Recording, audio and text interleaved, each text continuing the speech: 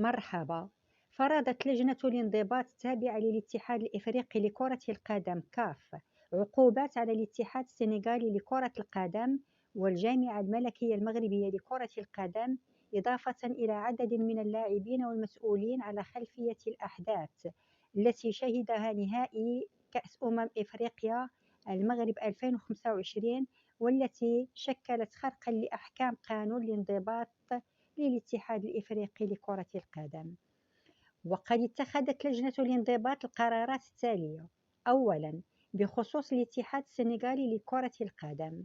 أولاً، قررت لجنة الانضباط إيقاف السيد بابو ناتياو المدرب الرئيسي للمنتخب الوطني السنغالي لمدة 5 مباريات رسمية تابعة للاتحاد الإفريقي لكرة القدم بسبب سلوكه غير الرياضي المخالف لمبادئ اللعب النظيف والنزاهة، ولما سببه من إساءة لسمعة اللعبة.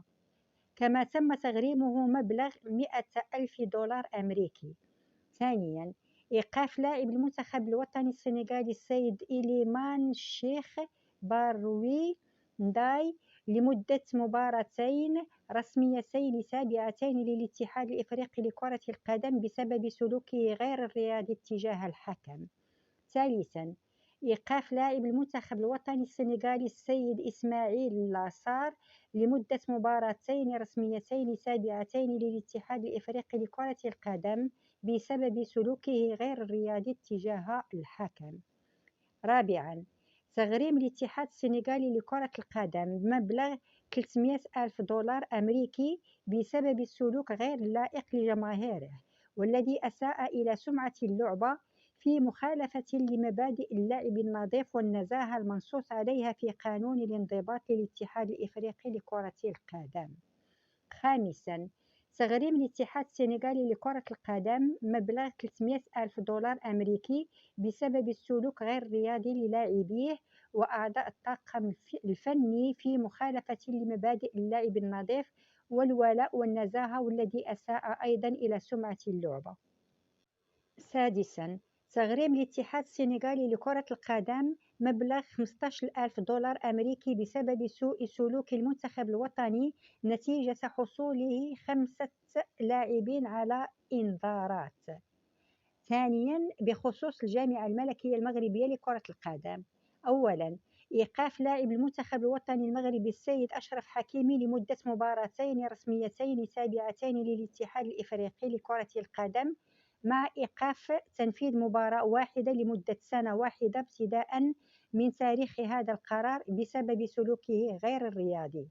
ثانياً، إيقاف لاعب المنتخب الوطني المغربي السيد إسماعيل سباري لمدة 3 مباريات رسمية تابعة للاتحاد الإفريقي لكرة القدم بسبب سلوكه غير الرياضي، مع تغريمه مبلغ 100 ألف دولار أمريكي.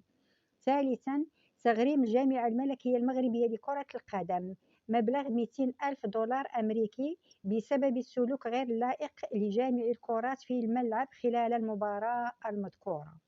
رابعاً، تغريم الجامعة الملكية المغربية لكرة القدم مبلغ 100 ألف دولار أمريكي بسبب السلوك غير اللائق للاعبي المنتخب الوطني وأعضاء الطاقم الفني إثر اقتحامهم منطقة مراجعة تقنية الفيديو الفار وعرقلتهم لعمل الحكم في مخالفة لمبادئ اللعب النظيف والنزاهة وفقا للمادتين 82 و 83 من قانون الانضباط للاتحاد الإفريقي لكرة القدم.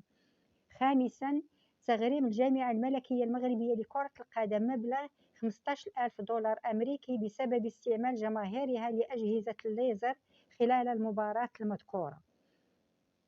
ثالثاً، بخصوص الاحتجاج المقدم من الجامعة الملكية المغربية لكرة القدم، رفضت لجنة الانضباط التابعة للاتحاد الإفريقي لكرة القدم الاحتجاج الذي تقدمت به الجامعة الملكية المغربية لكرة القدم بخصوص الادعاءات المتعلقة بخرق الاتحاد السنغالي لكرة القدم للمادتين 82 و 84 من لوائح كأس إفريقيا والمتعلقة بمباراة نهائي كأس إفريقيا المغرب 2025. المادة 82 في لوائح الاتحاد الإفريقي لكرة القدم تنص على أنه إذا انسحب فريق من البطولة لأي سبب من الأسباب، أو لم يحضر المباراة، أو رفض اللعب، أو غادر الملعب قبل نهاء المباراة المقررة دون إذن الحكم، فستعتبر خاسرا ويستبعد نهائيا من البطولة. المادة 84 تنص على العقوبات.